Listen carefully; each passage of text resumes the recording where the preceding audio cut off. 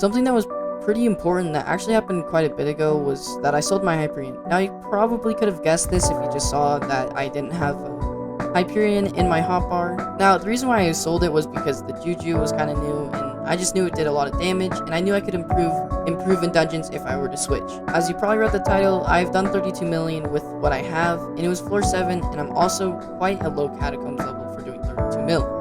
And to be honest, I didn't see myself do 32 million, but I have this bot in my Discord server, and it's also a bot that's in a lot of different Discord servers that can show you your stats and your net worth. Now, in the stats, it can show you your highest crit damage, and while I was doing floor 7, 32 million popped up as my highest.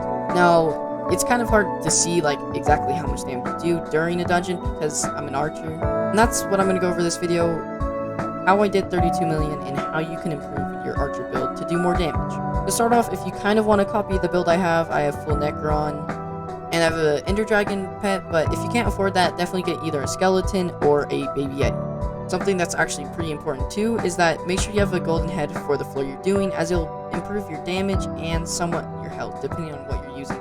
And of course, something that's also pretty important is that you have a decently high Catacombs level. Now this is like around 20, and something that I gotta say made a huge difference in my damage was Soul Eater 5. Now originally I had like Soul Eater 3, and once I got Soul Eater 5, I just did a lot of more damage. So if you have like a Juju bow and like 10 mil just in like your bank or purse, I definitely recommend selling the Juju bow you have and getting a Soul Eater 5 bow if you don't have one. And of course, make sure you're not an archer dupe, because that's gonna like half your damage and you're gonna do no damage.